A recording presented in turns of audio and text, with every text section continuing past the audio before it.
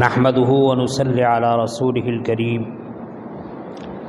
اما بعد فقد قال النبي صلى الله عليه وسلم خيركم من تعلم القرآن وعلمه او كما قال عليه الصلاة والسلام۔ میرے محترم بھائیوں، دوستوں اور بزرگوں،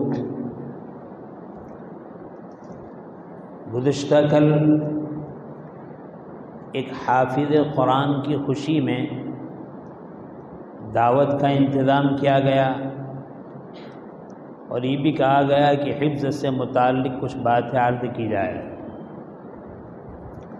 آئندہ بھی ہمارے پاس دوستوں کا خیال ہے کہ اپنے بھتیجے کے حفظ قرآن کی خوشی میں کچھ دعوت کا نظم کیا جائے۔ سلف میں یہ بات ملتی ہے کہ جب انہوں نے قرآن کریم کا کوئی حصہ یاد کیا تو یاد ہو جانے پر اس کی خوشی میں انہوں نے دعوت کا اہتمام کیا۔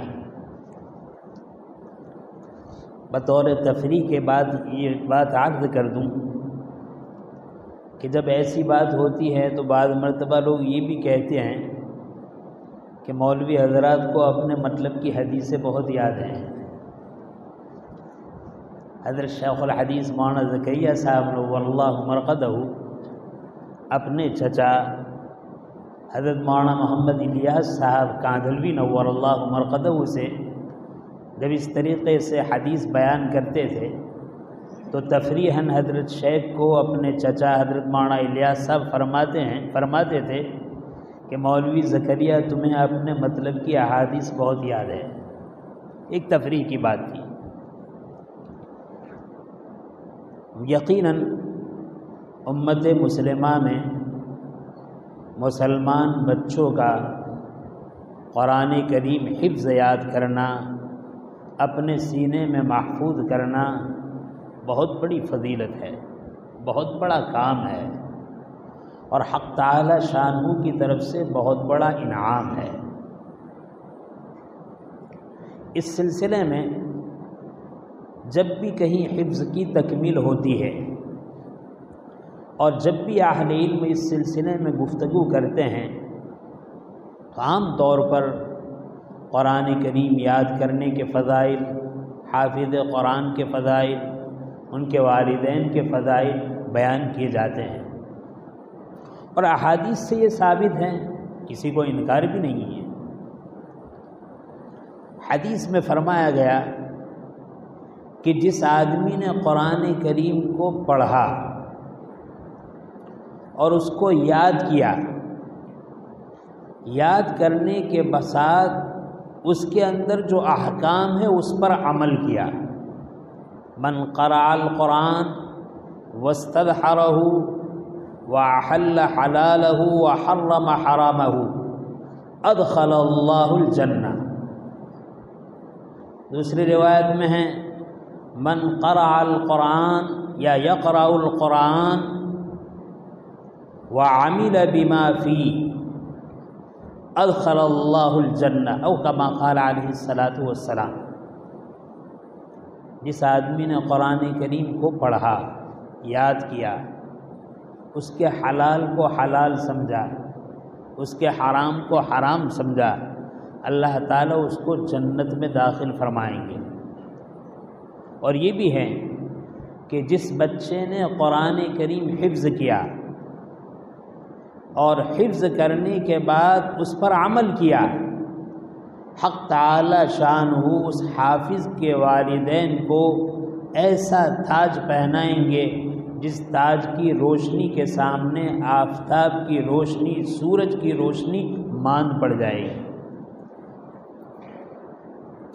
جب یہ فضائل خود نبی کریم صلی اللہ علیہ وسلم کے ارشادات مبارکہ سے ہم مسلمانوں کے کانوں میں پڑتی ہیں تو والدین کو ایک جذبہ اور ایک شوق پیدا ہوتا ہے کہ اپنے بچوں کو حافظ قرآن بنائے، اور یقیناً یہ جذبہ ہونا چاہیے، ہر باپ کو یہ جذبہ ہونا چاہیے کہ میرا بیٹا حافظ قرآن ہو، میری بیٹی حافظ قرآن ہو، تاکہ ان کے نتیجے میں کل قیامت کے دن حق تعالی شانہ مجھے اعزاز و اکرام کا تاج پہنائے۔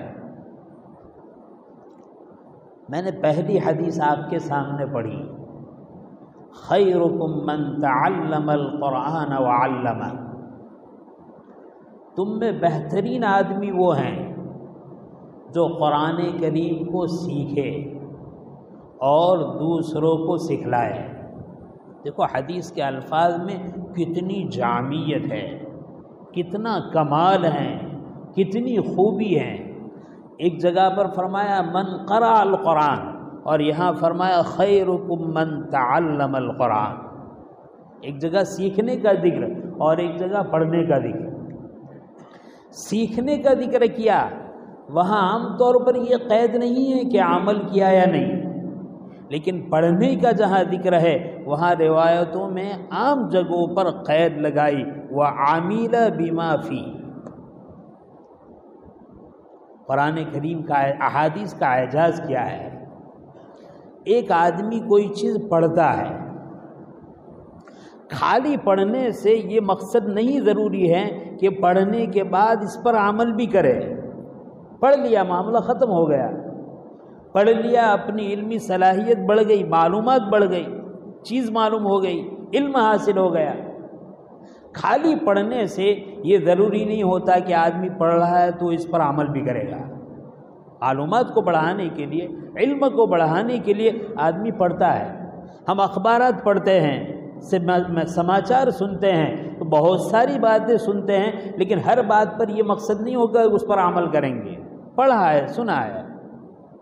اور بہن جائیے امام الانبیاء محمد الرسول اللہ صلی اللہ علیہ وسلم کے ارشاد پر، خیرکم من تعلم القرآن وعلمہ۔ یہاں یہ نہیں فرمایا تم میں بہترین آدمی وہ ہے جو قرآن پڑھے اور دوسرے کو پڑھائے۔ من قرأ القرآن نہیں فرمایا، من تعلم القرآن۔ بہت بڑا سبق ہے۔ وہ سبق یہ ہے جس نے قرآن کریم کو سیکھا اور دوسروں کو سکھلایا۔ اب دیکھو پڑھنے سے میں نے پہلے ہی کہا یہ ضروری نہیں کہ پڑھا ہوا عمل بھی کیا جائے، لیکن آدمی کوئی چیز سیکھتا ہے تو سیکھنے کے پیچھے عام طور پر اس کا مقصد یہی ہوتا ہے کہ سیکھنے کے بعد اس پر عمل کرے۔ آپ نے ایک چھوٹے سے بچے کو دیکھا، اس نے اپنے بڑے بھائی کو، اپنے ماموں کو، اپنے چچا کو، اپنے دوست کو لیا، کہا کہ بھائی مجھے سائیکل سکھا دو۔ اب وہ بڑے بھائی، بڑا ماموں، چچا اپنے چھوٹے بھانجے کو، بھتیجے کو، اپنے بھائی کو سائیکل سکھا رہا ہے۔ آپ اس بچے سے پوچھئے بچہ سائیکل کیوں سیکھ رہا ہے؟ کہا کہ میں چلاؤں گا۔ وہ یہ نہیں کہے گا کہ مجھے سائیکل چلانا آ جائے، یہ نہیں کہے گا، نہیں، سائیکل اس لیے سیکھتا ہوں چلانا تاکہ میں چلاؤں۔ کسی نوجوان کو دیکھا آپ نے کہ کار میں بیٹھا ہوا ہے، ڈرائیونگ سیکھ رہا ہے اور اس کے پاس اس کا استاد موجود ہے۔ بھائی کیوں سیکھ رہے ہو؟ بھائی مجھے گاڑی چلانا ہے۔ معلوم ہوا آدمی جو سیکھتا ہے، سیکھنے کا مقصد اس پر عمل کرنا ہے۔ پڑھنے کا خالی مقصد نہیں ہوتا، سیکھنے کا مقصد عمل کرنا ہوتا ہے۔ اور قرآن و سنت تو ایسی بلند و بالا چیز ہیں کہ اس کو نہ سیکھے، پڑھے تو بھی اس کا مقصد عمل کرنا ہے۔ اور یہ کہاں معلوم ہوا؟ روایتوں میں معلوم ہوا۔ بعض روایتوں میں صرف پڑھنے کا ذکر ہے، آگے عمل کا ذکر نہیں، لیکن بہت ساری روایتوں میں پڑھنے کے بعد عمل کی قید لگائی، وَعَمِلَ بِمَا فِي۔ یہ فرمایا من قرأ القرآن واستظہرہ، جس نے قرآن کریم کو پڑھا اور پڑھنے کے بعد اس کو حفظ یاد کیا، پھر اس کے بعد وَأَحَلَّ حَلَالَهُ وَحَرَّمَ حَرَامَهُ، اور اس کے حلال کو حلال سمجھا، اس کے حرام کو حرام سمجھا۔ کیا معلوم ہوا؟ آدمی قرآن کریم پڑھے پڑھائے، آدمی قرآن کریم سیکھے سکھائے۔ میرے بھائی پڑھنے کا، سیکھنے کا قطعاً خالی ایسا مقصد نہیں ہے کہ اس کو سینے میں محفوظ کر لے۔ مقصد یہ ہے اس کو سیکھنے کے بعد اس کے اوپر عمل کرے۔ قرآن کریم سیکھا ہے، اس کے علوم کو سیکھا ہے، اب اس پر عمل کرے۔ قرآن کریم نے جس کو حلال قرار دیا اس کو اپنائے، جس کو حرام قرار دیا اس سے بچے۔ اسی لیے علماء نے لکھا ہے کہ قرآن و سنت میں حافظ قرآن کے باب میں جتنی فضیلت ہیں اس ساری فضیلت کا دار و مدار عمل صالح پر ہے۔ اگر پڑھنے کے بعد عمل کیا تو یقیناً وہ ساری فضیلتیں جو قرآن و سنت سے ثابت ہے، آثار صحابہ سے ثابت ہے، وہ ساری کی ساری فضیلت اس کو بھی ملے گی، اور اس کے ضمن میں اس کے والدین کے لیے، اس کے خاندان کے لیے، اور ایسے 10 آدمی جن کے لیے جہنم واجب ہو چکی ہیں ان کے حق میں یہ حافظ قرآن سفارش کرائے گا۔ یہ ساری فضیلتیں اس کے لیے ہیں جس نے قرآن کو سیکھنے کے بعد، پڑھنے کے بعد اس کے مطابق عمل کیا۔ اور میرے بھائی، حافظ قرآن کی بات تو بہت بات کی ہے، طالب علم کی ہونے کی حیثیت سے میں کہوں، اگر میں نے حفظ کیا، تجوید پڑھی، عالم کلاس پڑھا، افتاء کلاس پڑھا، مفتی ہوا، مفسر ہوا، ادیب ہوا، سب کچھ ہوا، لیکن اگر اس پڑھے ہوئے کے مطابق میرا عمل نہیں ہے تو قرآن و سنت میں عالم کے لیے جو فضیلت ہے ایک بھی فضیلت کا میں حقدار نہیں ہوں گا۔ اور اگر خالی حافظ ہوں لیکن حافظ ہونے کے ساتھ میں عمل پر پابند ہوں، عمل پر کارگر ہوں، قرآن کے تقاضوں کو پورا کر رہا ہوں، تو یقیناً حق تعالیٰ کے نبی نے جتنی بشارتیں دی ہیں انشاءاللہ اس بشارت کو ہر حافظ قرآن جو عامل قرآن ہے اس کو حاصل کرنے والا ہوگا۔ آج کل مسلم معاشرے میں بہت سارے ماں باپ کے دلوں میں، اور خاص کر کے ہم دیہاتوں سے بڑھ کر شہروں میں ایک ماحول یہ بن چکا ہے، ہمارا بچہ حافظ بنے، بس ہمارا بچہ حافظ بنے۔ حالانکہ دیکھو، قرآن کریم سیکھنا یہ تو فرض ہے، اور اتنا سیکھنا جس سے فرض عبادت ہو جائے، ادا ہو جائے، یہ بھی فرض ہے، اس میں تو کوئی انکار ہی نہیں۔ اور قرآن کریم کو حافظ کرے بہت بڑی فضیلت ہے، بہت بڑی منقبت ہے۔ لیکن میرے بھائی، عام طور پر امت میں دیکھا یہ جاتا ہے، میں نے اپنے محلے میں کسی کو دیکھا کہ کسی باپ نے اپنے بیٹے کو حافظ کر لیا، اور وہ باپ میرا بھائی ہے، یا اس کی ماں حافظ کی ماں میری بہن ہے، میں کہوں گا میرے بھائی کا بیٹا حافظ ہوا، مجھے بھی حافظ بنانا ہے، میری بہن کا بیٹا حافظ ہوا، مجھے بھی حافظ بنانا ہے، میرے خاندان کا بیٹا حافظ ہوا، مجھے بھی حافظ بنانا ہے۔ میرے بھائی، یہ جو جذبہ ہے نا، یہ جذبہ ٹھیک نہیں ہے، یہ جذبہ ٹھیک نہیں ہے۔ حافظ قرآن اس امت کی خصوصیات میں سے ہیں کہ بے شمار بچے اپنے سینے میں قرآن کریم کو محفوظ کرتے ہیں، لیکن میرے بھائی، قرآن کریم کو زبانی یاد کرنا، اپنے سینے میں محفوظ رکھنا بہت بہت تو مستحب اور مسنون ہے، اس سے بڑھ کر نہیں، کوئی واجب اور فرض نہیں ہے۔ ہاں، معاشرے میں، بستی میں ایک حافظ قرآن ہو، یہ تو واجب ہے، فرض کفایہ، عالم کا ہونا، حافظ کا ہونا، یہ تو فرض کفایہ، لیکن ہر بچے کا حافظ ہونا یہ کوئی واجب اور فرض عین نہیں ہے، فرض کفایہ بھی نہیں ہے۔ لیکن میرے بھائی، ہمارے وہ بچے جو حافظ قرآن بن گئے، بننے کے بعد پوری زندگی اس کی حفاظت کرنا اس کے لیے واجب ہے۔ خود حدیث کا مضمون ہے، من قرأ القرآن وَيَنْسَاهُ ثُمَّ يَنْسَاهُ إِلَّا لَقِيَ اللَّهُ يَوْمَ الْقِيَامَةِ أَجْزَمَ أو كما قال علیہ الصلاۃ والسلام۔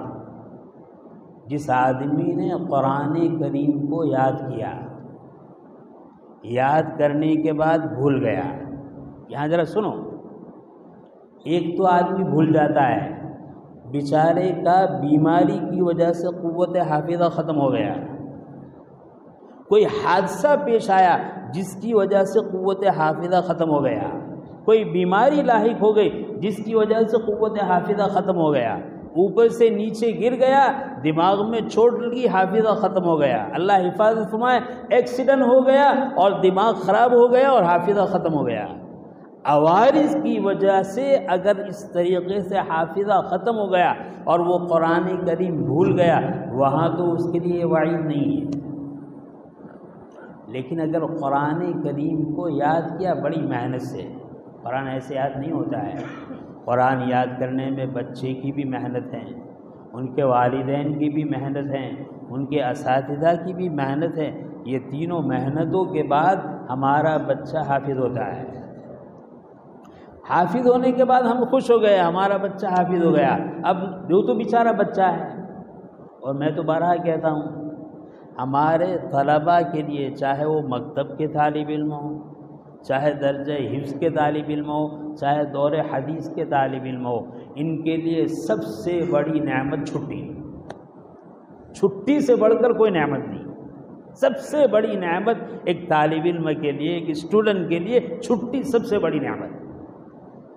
تو اگر ہمارے یہ بچے حافظ ہو گئے اور اس کے بعد ہم ماں باپ ہونے کے ناطے اس پر توجہ نہ کریں، اس پر دھیان نہ دیں، کوشش نہ کرے، جس کوشش نہ کرنے کے نتیجے میں وہ قرآن کریم کو بھول جائے، تو یہ بھولنا کسی عارض کی وجہ سے نہیں ہوا، یہ کوتاہی کی وجہ سے ہوا۔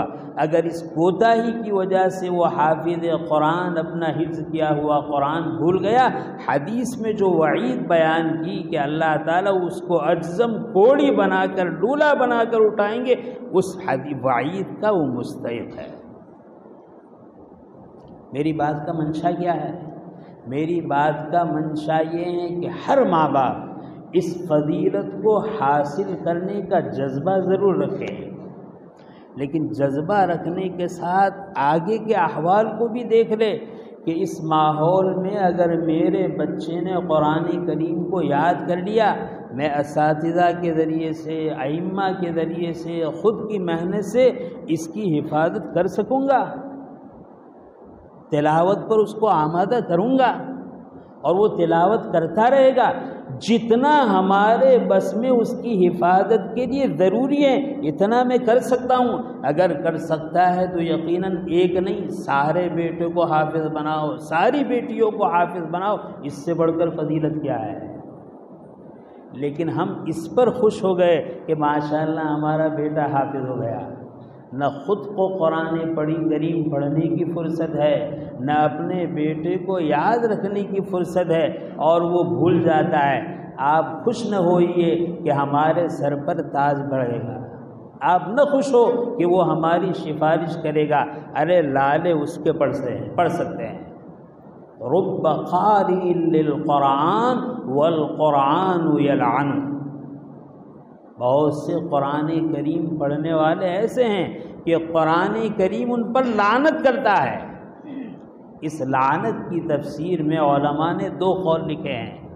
ایک قول یہ لکھا ہے کہ وہ خلاف تجوید غلط پڑھتا ہے، اور دوسرا یہ بھی لکھا ہے پڑھتا ہے اور اس کے مطابق عمل نہیں کرتا ہے، پڑھتا ہے اس کے مطابق عمل نہیں کرتا ہے۔ لہذا میرے بھائیوں، ہمیں خود اپنی زندگی کو بنانے کی ضرورت ہے اور اپنے ان نونہالوں کو حافظ قرآن، عالم دین بنانے کی ضرورت ہے۔ لیکن اگر غفلت ہم پر چھائی ہوئی ہے، ہم ان کے مستقبل کو نہیں سنبھال سکتے، ہم ان کے حفظ کی ایک عمر تک حفاظت نہیں کر سکتے، جہاں تک ہمارے بس میں ہے، جہاں تک ہم کر سکتے ہیں، اگر اس میں بھی غفلت کر سکتے ہیں تو میرے بھائی اپنے ان اولاد کو حافظ بنا کر وبال میں ڈالنے کی ضرورت نہیں ہے۔ یہ ہے بات۔ آج ایک چسکا ہے، ایک موقع ہے، نہیں آپ ضرور حافظ دیکھو، ایسا نہ سمجھے کہ حفظ کرنے کی مخالفت نہیں، حفظ کو یاد بھی رکھنا ہے اور یاد رکھنے کے ساتھ ماشاءاللہ دیندار حافظ بنانا ہے۔ دیکھو امت کو ایسے حفاظ کی ضرورت نہیں ہے جو بیچارہ فرائض سے دور ہو، ایسے عالم کی ضرورت نہیں ہے جو فرائض سے دور ہو، ایسے مفتی یا قاری اور محدث کی ضرورت نہیں ہے جو فرائض سے دور ہو۔ ہمیں تو ماشاءاللہ معاشرے میں قدم قدم پر حفاظ کی ضرورت ہے، قراء کی ضرورت ہے، علماء کی ضرورت ہے، مفتیان کرام کی ضرورت ہے، لیکن ایسوں کی ضرورت ہے جو ہمارے لیے نمونہ بنے۔ لہذا ہماری یہ خوش فہمی، ہمارا بچہ حافظ ہو گیا، ہمارا بچہ عالم ہو گیا، ہمارا بچہ مفتی ہو گیا، یہ خوش فہمی ہے، یہ ہلاکت ہے، یہ کامیابی نہیں ہے۔ کیوں؟ حدیث بھری پڑی ہوئی ہے، حدیث کا ذخیرہ اس سے بھرا پڑا ہوا ہے کہ جہاں قرآن کریم کی تلاوت کا، اس کو پڑھنے کا، اس کو یاد کرنے کا ذکر ہے، وہاں حدیث میں بما عمل بما فیہ کی قید موجود ہے، اور محدثین لکھتے ہیں کہ ساری روایت جن میں یہ قید نہیں ہے وہاں بھی یہ قید ملحوظ ہیں کہ پڑھنا خالی مقصود نہیں ہے، پڑھنے کے بعد اس پر عمل کرنا بھی ضروری ہے۔ حق تعالی شان نے جو باتیں کہلوائی، اللہ تعالیٰ ہمیں سمجھنے کی توفیق عطا فرمائے، ہمیں اپنی زندگی بنانے کی اور اپنے نونہالوں کی زندگی بنانے کی اور اپنے اولاد کی زندگی بنانے کی ہمیں فکر نصیب فرمائے۔ اس خوش فہمی سے ہمارے دل و دماغ کو صاف کر دے کہ ہمارا بچہ عالم ہو اور بے عمل ہو، ہمارا بچہ قاری ہو اور بے عمل ہو، ہمارا بچہ حافظ ہو اور بے عمل ہو، اور خوش ہے ماشاءاللہ میں تو 5 عالم باپ کا بیٹا ہوں، میں تو 5 حافظ کا باپ ہوں، میں تو 5 قاری کا باپ ہوں۔ شریعت میں کیفیت کا دار و مدار ہے، کمیت کا دار و مدار نہیں، عمل مطلوب ہے۔ سلف کی پوری تاریخ اس بات پر شاہد ہے کہ علماء اسی کو سمجھا جاتا ہے جو عالم بعمل ہو، عالم بے عمل کو سلف عالم کی فہرست میں شمار نہیں کرتے۔ حق تعالی شانہ نے جو باتیں کہلوائی، حق تعالی ہمیں عمل کی توفیق نصیب فرمائے۔ آمین وآخر دعوانا الحمدللہ رب العالمین۔